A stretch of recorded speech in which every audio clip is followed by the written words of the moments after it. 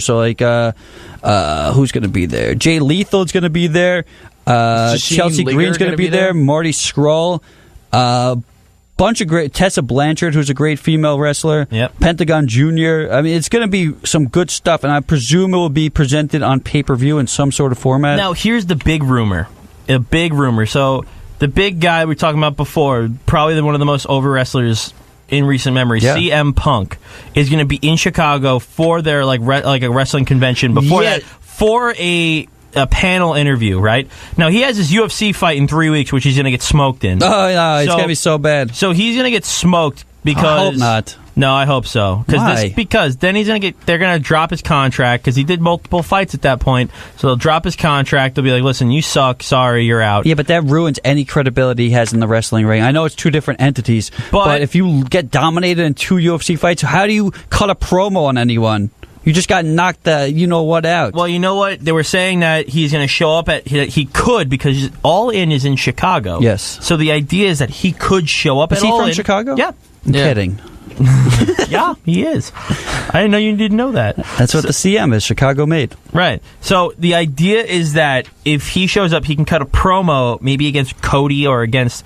probably Cody would be the guy who would cut the promo against, calling him fake or whatever he would want to do, and challenging for All In number 2. So next year they could they could sell out anything. That would sell out 20,000 seat arena. So they can build up for another All In, which would be huge. CM Punk for a whole year just hyping up that he's not going to wrestle until that Vince when the news breaks. Vince, this would be amazing for wrestling. Tear his quads again. Anything that creates direct competition is phenomenal for wrestling. And there's, like you said, there's going to be that convention. It's called StarCast, and that's going to be taking place. And they got a lot of big names lined up: CM Punk, Jeff Jarrett, Eric Bischoff, Bruce Pritchard, Tony Schiavone, who does a great podcast I listen to as well. They're all going to be there.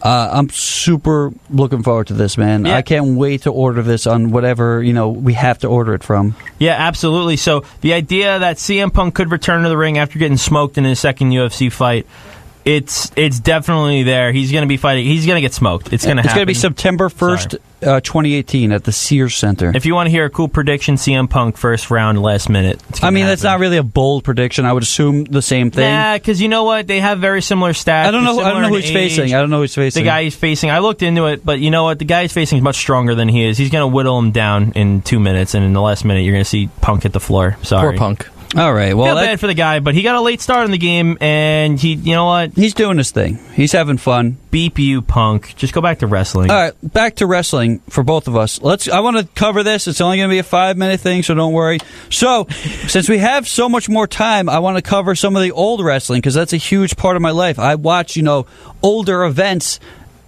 basically every night. Before I go to sleep, I have it on a WCW Nitro because I'm a freak. So, I want to cover one of my favorite events of all time. This is from 2002, and it took place right here at the Nassau Coliseum. It's SummerSlam 2002. Listen to this card. The opening match, one of the best, if not the greatest opening match in the history of professional wrestling. Kurt Angle defeats Rey Mysterio Jr. with the ankle lock. It is just non-stop, fast-paced action, and it kicks off. You got to start off a pay-per-view with a bang, and to have these two out there, it's no better start. The next match, Ric Flair defeated Chris Jericho by submission. This is the worst match on the card, and it's still an awesome match. Yeah. Ric Flair versus Jericho is your worst match. That's saying something.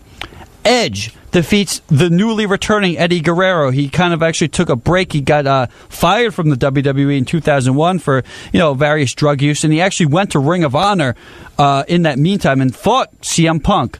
Joe, you all right over there? Yeah, you're making a lot of noise. You can hear the marker, man. Oh, sorry. I was just drawing a little bit while you're writing. So, reading. Eddie Guerrero defeats Edge, and CM Punk actually got to fight Eddie Guerrero a few months before this match, but Edge and Guerrero have an awesome match. The Un-Americans, Christian and Lance Storm, defeat Booker T and Goldust. This is one of my favorite tag team matches ever. It garnered such great heat. Booker T and Goldust, such an interesting pairing, and they really made it work. And the Un-Americans, if you want to talk about heat, these guys were holding up the upside-down American flag, and this was a couple of months after 9/11. So think about the cojones that takes. Probably major stones on those guys. Yeah, especially in New York, doing that. Imagine that. Imagine if they did that today. It'd be awesome. Rob Van Dam defeated Chris Benoit for the Intercontinental Championship. Yeah, who we do not speak of. This was an hard-hitting match. You want to see people getting kicked in the face, chopped, clotheslined rather.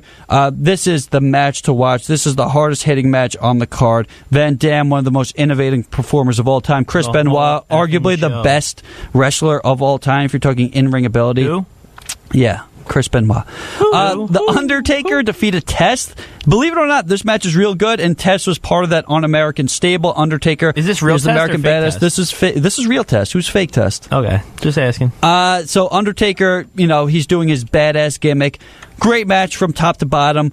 Again, a hard-hitting, told a fun story. This is the match that everyone talks about coming up next, though. Shawn Michaels returning after 5 years. His first match after, herniating all the discs in his back during that casket match against The Undertaker. He defeats Triple H in an unsanctioned street fight. And this match, if you thought Shawn Michaels he was good in the 90s, this 2000s run might be even better than his 90s run. And it all started with this match. And he still got it. They do that chant, "You still got it." This is the definition of that. He was jumping off of ladders. He was taking steel chair shots to his, surgically repaired back.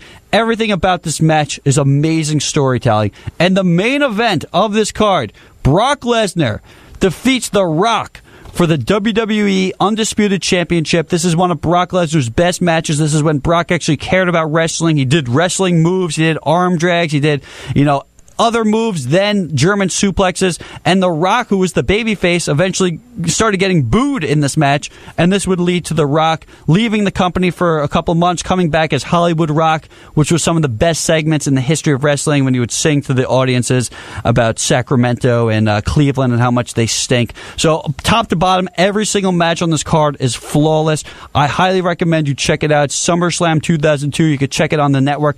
Next week, we'll be covering this pay-per-view. It's called ECW One Night Stand. It's from 2005. I'm not going to go over the matches. I'll say what they are. The Lance Storm versus Chris Jericho. Super Crazy versus Little Guido versus Tajiri in a triple threat. Rey Mysterio Jr. versus Psychosis. Sabu versus Rhino. Chris Benoit versus Eddie Guerrero. Mike Awesome. This is one of the best matches ever versus Masato Tanaka in a match where they just beat the heck out of each other with steel chairs. In the main event, the Dudley Boys defeat... Oh, I'm not going to say what they defeat. Oh, they defeat Tommy Dreamer and the Sandman in an awesome hardcore match. This is one of the best pay-per-views ever. It's my second favorite pay-per-view of all time, so check it out. We'll have a full review on it next week. ECW One Night Stand from 2005.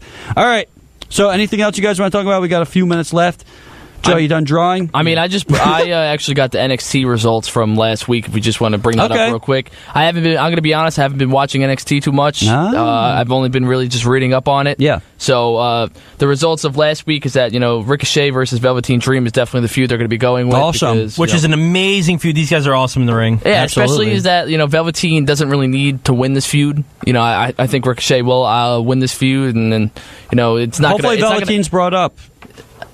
That is going to probably... I don't ever want to see a Velveteen Dream get brought up. If anything, that would have to be, I think the call-ups won't happen again until SummerSlam. I mean, you saw it with Bobby Roode and, Asuka. Even though Asuka was a little after SummerSlam because of her injury, but, because of, the fallout of that takeover, she, was able to get called up. But then moving on, you had EC3 defeated Raul Mendoza.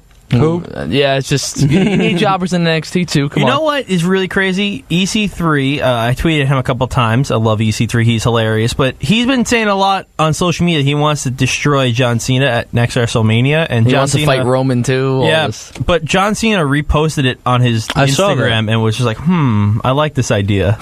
So hopefully we could see EC3 versus John Cena, two gigantic men in the ring. Who knows? But awesome. Moving on with NXT, it was Dakota Kai defeating Vanessa Bourne again. Discount Bailey. Yeah, pretty much. War Raiders defeated Heavy Machinery. I love Heavy Machinery. I don't know why they're hilarious to watch. They're all right. They're not great in the ring, but they are funny in the ring, and that's, to me, they're getting over. And then moving on to the main event, which is actually a stellar match. If you haven't checked it out, I suggest you do. It's Tommaso Ciampa defeating Cassius Ohno. Yes. It was actually a very, very good match. I did. That was definitely a really good match. Tommaso Ciampa, how do you say his name? Ciampa. Whatever. Ciampa he is so much heat on him. I love him, man. He's great. He's putting Roman to shame with the boos he gets. He doesn't even have music. He just walks out and people go ballistic. This is, I have a really cool theory that I want to bring up. Actually, my friend Jake brought it up to me, so I'm not going to steal it from him. I'll give his credits where it's due. But, the last match to end this feud to be, an I Quit match. No, this. No, yeah, you saw this? Yes. That's happening at NXT TakeOver, right? No, not. We don't know what's confirmed yet, but this is just awesome. Where you have, during this I Quit match, Johnny Gargano will get handcuffed to the ringside or whatever, and then as he's handcuffed, he's just having it in the lock, like what is it called? Isn't it the Gargano lock? Yeah. And then Ciampa would steal it and do it to Candice LeRae. Oh, they would never do it. They don't do female abuse anymore. So then Gargano would, obviously have to say I quit because he can't do anything about it. He's not going to have. Maybe the threat of the whole they being were done. talking about her getting involved in stuff a lot more, and she can wrestle. Hold on. What if she was known for doing intergender matches? In her different companies, but though, that was in the independent scene. Yeah, but that was NXT. NXT is not WWE, but still under the banner of WWE. Listen, if the greatest thing ever for something like that to happen would be if Ciampa started beating her with a crutch. That would be probably the most incredible thing to watch. If you want to see female abuse in wrestling, though, you got to watch the ECW One Night Stand from 2005. There's some good stuff. Good? Yeah, whatever. It's fun. But it's all fake. I'm a crazy person, and I make crazy theories, but that's not happening. There's no way. I don't know. We'll see. That'd be pretty interesting. Know. It's not going to happen. It's not. But it's so interesting to think about and how cool that would be. Now, is next week Raw and SmackDown will be in the good old USA? Sure. I believe so, yes, because they'll finish up their European tour. Okay. Yeah, I believe it's done this week, their European tour. But one thing I wish we could see tonight at Raw, which obviously it's not because Rollins is confirmed for a match, but I would love to have seen Rollins and the Bruiserweight go at it. Because they did it last year with Enzo and the Bruiserweight on Raw.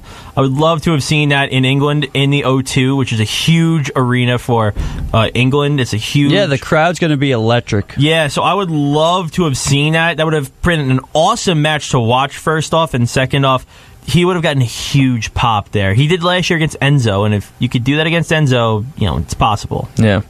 So, I mean, that's just something I wish I could have seen, and I also apparently, real quick, I'll end on this, is that Hogan is apparently in talks with WWE. This isn't Hogan's theme song, but I wish it was. But yeah, I mean, I'd love to see Hulk Hogan come back, get one last hurrah. Obviously not wrestle, but maybe be some sort of special attraction. Yeah, he could be Sister Abigail. He's got the whole. Because he's always talking about his brother. Yeah, what you gonna do, brother? It could be what you gonna do, Sister Abigail, and Hulk Hogan and the Wyatts run wild on you. Yeah. All right, for Justin Greenberg, I'm Justin Greenberg. For Dominic Carvalino, Joe Ritter, I'm Justin Greenberg. This has been the Squared Circle.